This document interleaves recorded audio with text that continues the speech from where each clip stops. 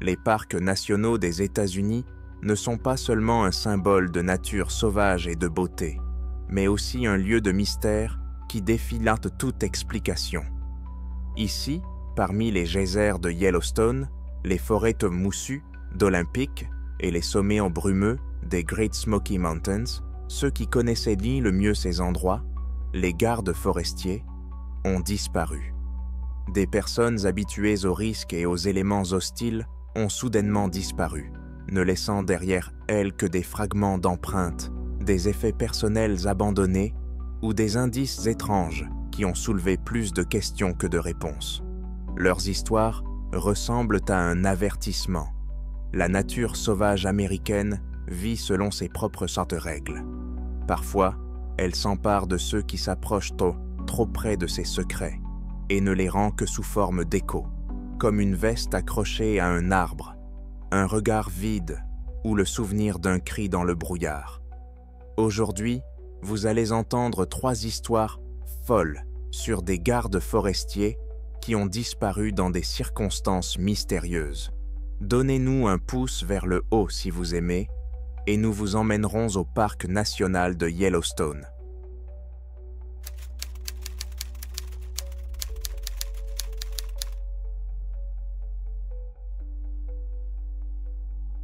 Pour les gardes forestiers qui travaillent ici, chaque jour est une épreuve d'endurance.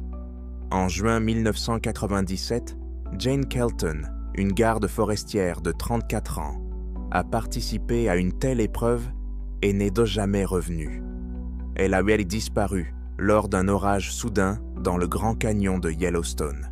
Les recherches n'ont permis de trouver qu'un seul indice étrange, ses empreintes de pas menant à 8 km du sentier.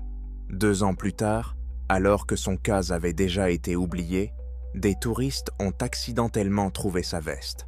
Elle était accrochée à un arbre, à 24 km de l'endroit où ils la cherchaient, et à l'intérieur se trouvait son plan de travail pour le jour de sa disparition.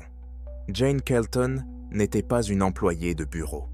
Elle était garde forestière, l'une de celles qui parcourent chaque jour des dizaines de kilomètres sur les sentiers, veillant au bon ordre, aidant les touristes et observant la faune.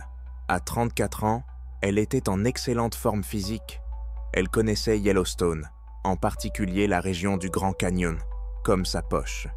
C'était une professionnelle, calme, posée, qui ne prenait jamais de risques inutiles et suivait toujours le protocole. Le 12 juin 1997 était une journée d'été typique dans le parc. Il faisait chaud et ensoleillé, mais les prévisions météorologiques annoncèrent des orages dans l'après-midi, ce qui est courant à cette période de l'année. À 3 heures de l'après-midi, Jane partit pour une patrouille prévue sur l'un des sentiers, longeant la bordure nord du Grand Canyon de Yellowstone. Ce n'était pas le sentier touristique le plus fréquenté, mais il fallait vérifier qu'il n'y avait pas eu de glissement de terrain, ni d'arbres tombés. Elle signala le début de sa patrouille par radio, comme requis. Vers 16h30, les prévisions se sont réalisées, avec une force doublée. En quelques minutes, le ciel au-dessus du canyon s'est couvert de nuages noirs. Un violent orage a éclaté. Des témoins oculaires, se trouvant sur des plateformes d'observation à plusieurs kilomètres de là, l'ont décrit comme l'un des plus violents dont ils se souviennent. Un tonnerre assourdissant a résonné dans la gorge, la foudre a frappé les rochers, et une pluie glaciale s'est abattue du ciel.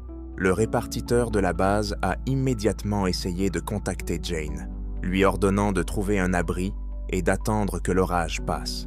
La connexion était mauvaise, les ondes crépitaient à cause des décharges électriques. Le répartiteur pouvait à peine distinguer sa voix. La dernière chose qu'il a entendue à travers les interférences était quelque chose comme « Cherche un abri près des rochers ». Je répète. Après cela, la connexion a été complètement coupée. La tempête a fait rage pendant environ 1 heure. Lorsqu'elle s'est calmée et que le silence est revenu sur les ondes, le répartiteur a appelé Jane à plusieurs reprises. Il n'y a pas eu de réponse, une alarme a immédiatement été déclenchée. Le fait qu'un garde forestier ne puisse pas être joint après une tempête aussi violente dans l'une des zones les plus dangereuses du parc constitue une urgence de premier ordre. La première équipe de recherche a été dépêchée immédiatement, mais les conditions étaient aussi difficiles. Les sentiers avaient été emportés par les eaux, il y avait des flaques et de la boue partout, et la journée touchait à sa fin. Une recherche à grande échelle a commencé le lendemain matin. Des dizaines de gardes forestiers et de bénévoles ont ratissé chaque mètre du parcours que Jane était censée avoir emprunté.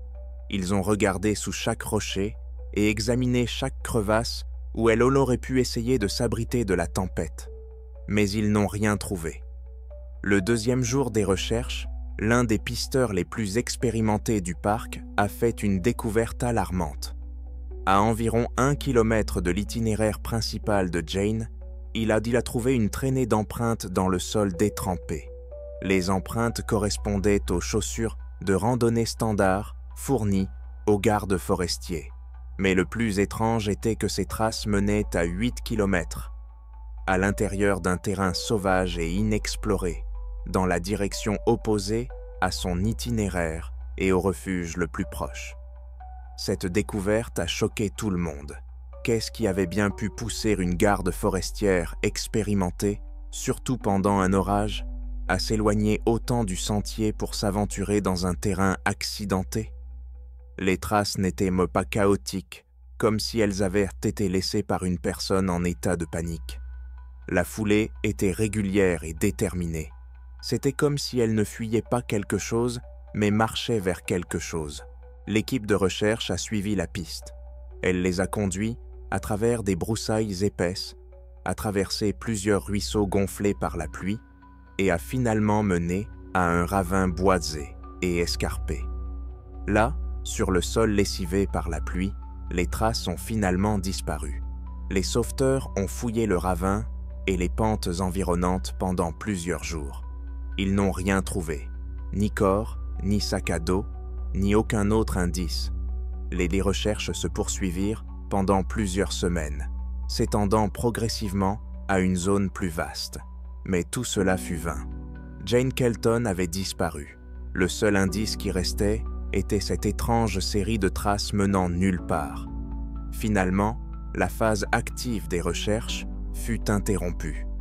Jane Kelton rejoignit la triste liste des victimes de Yellowstone. 2 ans ont passé. L'histoire de Jane Kelton est devenue l'une de ces légendes tragiques que les gardes forestiers racontent aux nouveaux arrivants pour les avertir des dangers de ce métier. Son dossier a été classé dans les archives, marqué « non résolu ». Tout le monde s'était résigné au fait que son corps ne serait probablement jamais retrouvé. Cependant, à l'été 1999, cette histoire a pris une tournure inattendue et mystique. Une famille de touristes venus d'un autre État faisait une randonnée sur un sentier peu connu dans la partie nord du parc. Il se trouvait à plus de 24 km en ligne droite de l'endroit où les traces de Jane Kelton avaient été vues pour la dernière fois. Le terrain était complètement différent. Ce n'était pas un canyon, mais une dense forêt de pins. Pendant une pause, leur fils adolescent s'est écarté et a remarqué quelque chose sur une branche d'un grand pin. C'était un morceau de tissu, décoloré et sale. La curiosité l'emporta et son père réussit à faire tomber l'objet au sol à l'aide d'une longue branche. Il s'agissait d'une veste d'uniforme de garde forestier du service des parcs nationaux des États-Unis. La veste semblait être restée accrochée à cet arbre pendant très longtemps. Elle était couverte de moisissures et de saleté et décolorée par le soleil. Mais l'écusson sur la manche et l'étiquette avec le nom sur la poitrine, bien que décolorée, étaient encore intactes. L'étiquette portait l'inscription « Ranger J. Kelton ». Conscients de l'importance de leur découverte, les touristes ont immédiatement apporté la veste au poste de garde forestier le plus proche. Lorsque la nouvelle est parvenue à la direction du parc, l'enquête sur le cas de Jane Kelton a été immédiatement rouverte. La veste a été minutieusement examinée. Dans une poche intérieure protégée de l'humidité, les enquêteurs ont trouvé un petit carnet. Les pages s'étaient humides, mais les notes écrites au crayon étaient en dada lisibles. Sur l'une des pages, sous la date 12 juin 1947, figurait son programme de travail pour cette journée. L'analyse graphologique a confirmé que l'écriture était sans aucun doute celle de Jane Kelton. Au lieu d'éclaircir le mystère de sa disparition, cette découverte l'a rendu encore plus profond et incompréhensible. De nouvelles questions sans réponse ont surgi. Comment sa veste avait-elle pu se retrouver à 24 km du lieu de sa disparition, dans une zone complètement différente du parc? Il n'y a aucune explication logique à la façon dont une personne blessée ou désorientée aurait pu parcourir une telle distance sur un terrain accidenté. Et comment la veste s'est-elle retrouvée sur une branche d'arbre en hauteur? Elle n'était pas posée par terre, elle était suspendue là, accrochée à une branche. C'était comme si quelqu'un l'avait jetée là où qu'elle était tombée d'en haut. Une nouvelle opération de recherche très approfondie a immédiatement été organisée dans la zone où la veste a été trouvée. Pendant plusieurs semaines, des dizaines de personnes ont ratissé chaque mètre de la forêt, fouillant chaque grotte et chaque ravin. Ils n'ont absolument rien trouvé. Pas d'os, pas d'autres objets, pas le moindre indice que Jane Kelton ait jamais été là. L'affaire était à nouveau dans une impasse, mais il y avait maintenant cette étrange preuve silencieuse, la veste. C'était le dernier signe de vie de Jane, la dernière preuve de son existence. Cependant, cet indice suggérait un scénario qui ne cadrait pas avec le cadre de la pensée rationnelle. Officiellement, l'affaire Jane Kelton restait non résolue. Officieusement, elle alla donner lieu à une multitude de théories, toutes plus fantaisistes les unes que les autres. Mais les faits restent les mêmes. La garde forestière a disparu pendant un orage.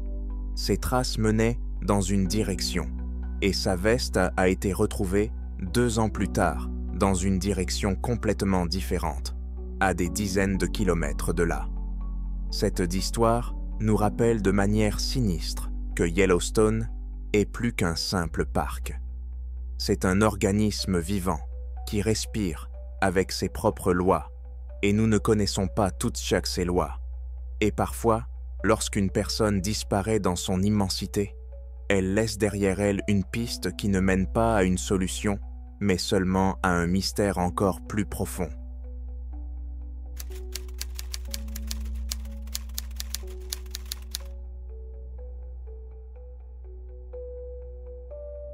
Le parc national olympique, dans l'État de Washington, est un lieu qui vous transporte dans une autre époque. Des arbres géants recouverts de mousse, des fougères aussi hautes qu'une personne, une humidité constante et un brouillard qui s'accroche aux branches vous donnent l'impression d'avoir pénétré dans un monde préhistorique. Pour James Reed, âgé de 41 ans, ce monde était son travail. Il était garde forestier, chargé de l'entretien et de la sécurité des sentiers de randonnée. C'était un homme de la terre, pragmatique, taciturne, qui faisait davantage confiance aux traces de boue qu'aux récits des gens. Mais quelques semaines avant les événements en question, une fissure est apparue dans sa vision pragmatique du monde. Au cours d'un service de nuit dans un camping isolé, il est sorti de la cabane et a aperçu un mouvement à la lisière de la zone éclairée, juste à la limite de la forêt sombre. Ce n'était ni un ours ni un cerf. C'était une silhouette haute d'environ 2,5 mètres. Elle se tenait debout sur 2 pattes et était recouverte d'une fourrure sombre. La créature ne montrait aucune agressivité. Elle se tenait simplement là et regardait dans sa direction. James s'est figé, essayant de distinguer les détails, mais la silhouette a reculé doucement, sans un bruit, et a disparu dans l'obscurité. Le lendemain, il en a parlé à ses collègues. La réaction fut prévisible. Des blagues sur le fait qu'il travaillait trop, des suggestions selon lesquelles Il s'agissait simplement d'un ours debout sur ses pattes arrière. James lui-même essaya de s'en convaincre, mais l'image de cette silhouette grande et hirsute, ses mouvements anormalement fluides, il ne pouvait pas la sortir de sa tête. Début octobre, une violente tempête automnale s'abattit sur le parc. Des pluies torrentielles et des vents de la force d'un ouragan renversèrent des dizaines d'arbres. Lorsque le temps s'est amélioré, James et d'autres employés ont été chargés de vérifier l'état des sentiers. Le 4 octobre 2003, il a été chargé d'inspecter seul l'un des itinéraires dans la région du lac Cushman. C'était la procédure habituelle pour un travailleur aussi expérimenté. Le matin, il a signalé par radio qu'il avait commencé l'itinéraire, indiquant qu'il prévoyait de revenir à 16 heures. À midi, il a repris contact. Sa voix était calme et professionnelle. Il a signalé qu'il avait rencontré plusieurs arbres tombés, mais que dans l'ensemble, le sentier était en bon état. C'est la dernière fois que quelqu'un a eu de ses nouvelles. À 16 heures, il n'a pas pris contact. À 17 heures, il ne s'est pas présenté à sa voiture sur le parking. À 18 heures, alors que la nuit tombait déjà, son patron a donné l'alerte. Le fait que James n'ait pas donné signe de vie était tout à fait inhabituel de sa part. C'était un professionnel accompli qui ne dérogeait jamais aux règles de sécurité. Une opération de recherche préliminaire a été lancée le soir même et battait son plein à l'aube. Des dizaines de gardes forestiers et de bénévoles de l'équipe locale de recherche et de sauvetage ont commencé à ratisser la zone. Les conditions météorologiques étaient chroniques difficiles. Après la tempête, la forêt était humide et glissante, et le brouillard descendait des montagnes. Les traces de James ont été trouvées relativement rapidement. Elles suivaient dans le sentier qu'il était censé inspecter. Les chercheurs ont vu les marques de ses bottes et les endroits où il s'était arrêté pour couper un arbre tombé. Tout se déroulait comme prévu, mais à environ 3 kilomètres du début du sentier, quelque chose d'étrange s'est produit. Les traces de James ont soudainement dévié du chemin bien tracé. Elles se dirigeaient vers une forêt dense et vierge, dans une zone de chablis. C'était le premier signe avant-coureur. James n'aurait jamais quitté le sentier sans une bonne raison. En même temps, rien n'indiquait qu'il s'était enfui ou qu'il s'était débattu. Ses pas étaient réguliers. Il avait simplement fait demi-tour et s'était enfoncé dans les fourrés. Les chercheurs l'ont suivi, mais dans les sous-bois denses, sur un sol humide recouvert d'une épaisse couche d'aiguilles de pin et de feuilles, les traces ont rapidement disparu. Un jour passa, puis un autre. Les recherches ne donnèrent aucun résultat. Ni son sac à dos, ni ses outils, ni aucun autre indice ne furent retrouvés. La tension montait. Les personnes de qui le recherchaient connaissaient bien cette forêt et connaissaient James. Et plus les recherches se prolongeaient, plus le sentiment que quelque chose d'autre qu'un simple accident s'était produit devenait fort. La forêt qu'ils connaissaient leur semblait étrange et hostile. Le 3e jour, le 7 octobre, l'une des équipes de recherche, qui se frayait un chemin à travers une section difficile, jonchée d'arbres tombés, entendit un faible bruit, comme un gémissement. Ils suivirent par le bruit. Dans un petit creux, recouvert de mousse, au pied d'un cèdre géant tombé, ils le trouvèrent. James Reed était vivant. Il était assis par terre, adossé au tronc de l'arbre. Ses vêtements étaient mouillés et sales. Il tremblait violemment et son regard était complètement vide. Il regardait à travers les gens, insensible à leur voix. Pendant que le médecin du groupe lui prodiguait les premiers soins, les autres examinaient les lieux. C'est alors qu'ils ont vu les empreintes. Autour de l'arbre tombé, sur la mousse molle et humide, il y avait une série d'empreintes géantes. Elles ressemblaient à des empreintes de pieds humains nus. 5 orteils, la voûte plantaire, le talon. Mais leur taille était monstrueuse, au moins 45 cm de long. Les empreintes étaient soit profondes, indiquant le poids énorme de la créature. Ces empreintes formaient un cercle incomplet autour de l'endroit où James était assis. À l'intérieur de ce cercle, à part James lui-même, il n'y avait aucune autre empreinte, ni les siennes, ni celle d'un animal. On aurait dit que quelque chose d'énorme avait marché autour de lui pendant qu'il était assis là, puis était parti, le laissant dans ce cercle moussu. James a été évacué et emmené à l'hôpital. Son diagnostic, hypothermie sévère, déshydratation et choc profond.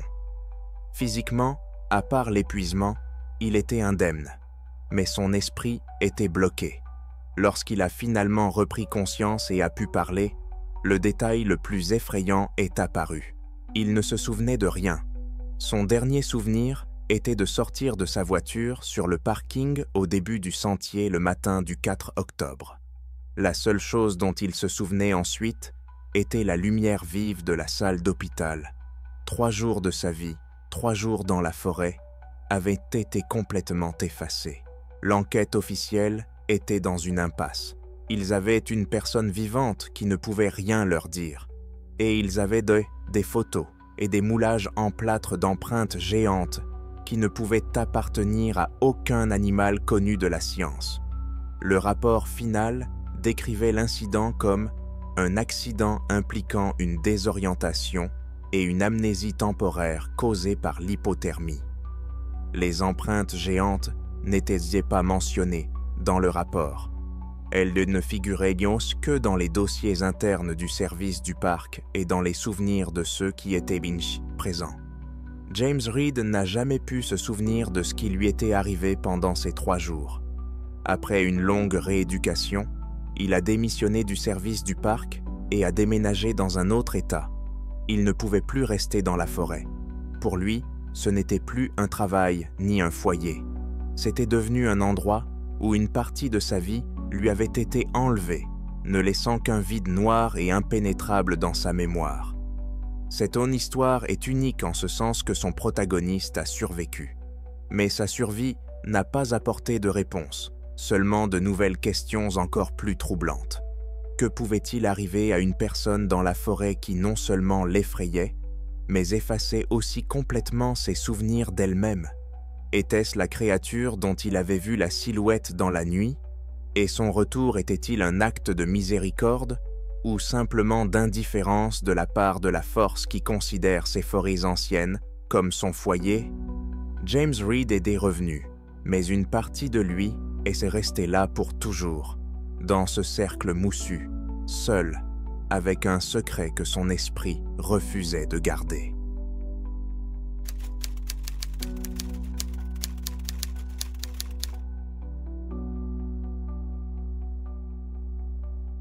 Les Great Smoky Mountains ne doivent pas leur nom au hasard.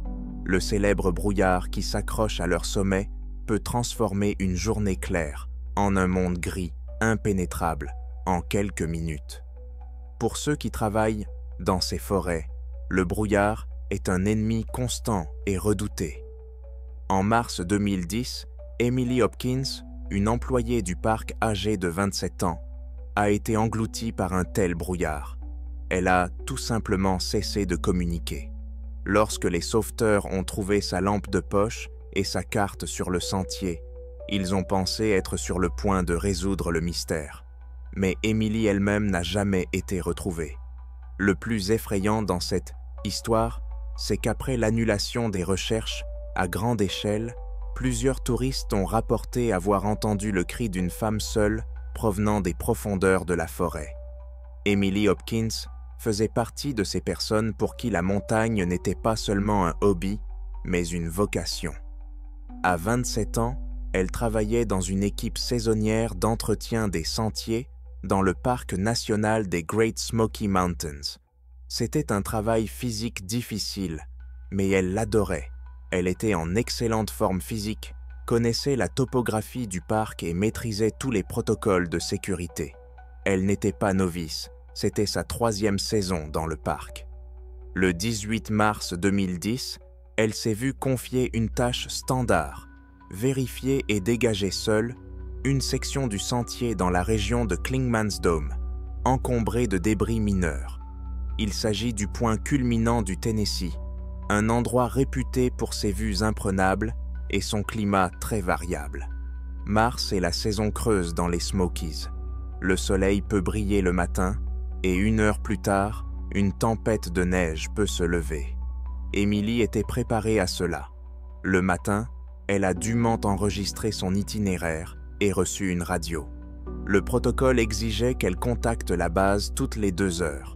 Ses premières communications, à 11 heures, 13 heures et 15 heures, se sont déroulées sans encombre. Elle a signalé sa position et le travail qu'elle avait effectué. Sa voix était joyeuse et professionnelle. Après 15 heures, le temps au sommet a commencé à changer radicalement. Un brouillard épais et froid s'est élevé des vallées pour recouvrir les pentes. C'était un phénomène courant au Clingmansdome. Cependant, la vitesse à laquelle il a tout recouvert ce jour-là était extraordinaire. La visibilité est tombée à presque 0. Lors de sa dernière communication réussie à 15 heures, Emily a signalé le brouillard. Elle a dit qu'elle terminait son travail et qu'elle commençait à retourner à son point de départ.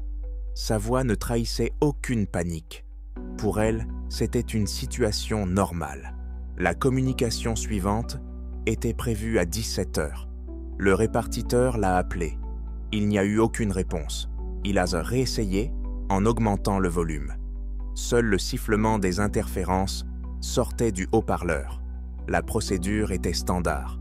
Attendre 15 minutes et réessayer. Cependant, Emily n'a pas répondu non plus lors des tentatives suivantes. À la tombée de la nuit, l'alerte a été donnée. La situation était grave. Une employée du parc était injoignable dans des conditions de visibilité nulles et à une altitude où la température descendait rapidement en dessous de 0. La première équipe de recherche, composée de gardes forestiers en service à proximité, a été immédiatement dépêchée sur place, mais leur travail était pratiquement paralysé par le brouillard. À la lumière de leurs torches, le voile gris devenait encore plus dense, se transformant en un mur blanc. Les recherches dans de telles conditions étaient non seulement inefficaces, mais aussi dangereuses pour les sauveteurs eux-mêmes. Une opération à grande échelle a commencé à l'aube le lendemain. Des dizaines de gardes forestiers et de volontaires des équipes de secours ont commencé à ratisser la zone où Emily avait été vue pour la dernière fois. Le brouillard s'était légèrement levé, mais il persistait dans les gorges et la dense forêt de sapins. Les sauveteurs avançaient jamais lentement, en chaîne, examinant attentivement chaque mètre de terrain.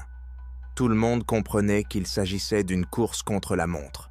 Une personne qui avait passé la nuit dans de telles conditions sans équipement spécial courait un risque important d'hypothermie.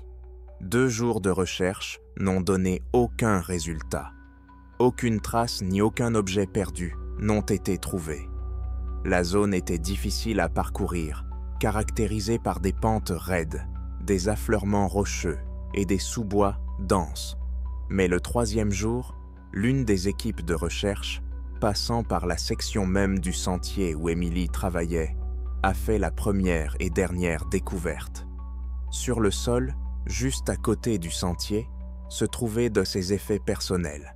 Une petite lampe de poche, LED, et une carte de la région, pliée en 4. Ils étaient posés côte à côte, presque en rangée d'acier bien ordonnée. Il n'y avait aucun signe de lutte, pas de traces de traînées, pas de sang, pas même d'empreintes d'autres bottes. Juste 2 objets qui auraient été absolument indispensables à quiconque se serait retrouvé pris dans le brouillard au crépuscule. Cette découverte a déconcerté les sauveteurs. Pourquoi une employée expérimentée du parc, sachant que le brouillard descendait et que la nuit approchait, aurait-elle laissé sa seule source de lumière et sa carte sur le sentier? Cela ne semblait pas être un accident. Si elle avait glissé et était tombée du sentier, les objets auraient très probablement été éparpillés ou seraient tombés avec elle. Cela ne ressemblait pas non plus à une fuite paniquée devant un animal sauvage. Dans ce cas, elle aurait très probablement tout laissé tomber, y compris son sac à dos. Mais rien d'autre n'a été trouvé à part ces deux objets. On aurait dit qu'elle s'était arrêtée, avait posé la lampe torche et la carte par terre, puis s'était simplement enfoncée dans la forêt, dense et sombre.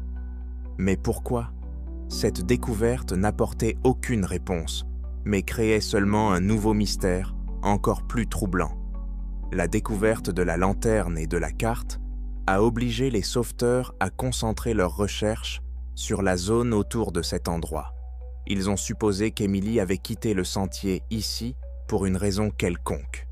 Des équipes avec des chiens renifleurs ont été amenées sur place pour rechercher les objets trouvés. Cependant, en raison de l'humidité élevée et du temps écoulé, les chiens n'ont pas pu détecter d'odeur distinctive. Ils se sont comportés de manière agitée, mais n'ont pas indiqué de direction précise.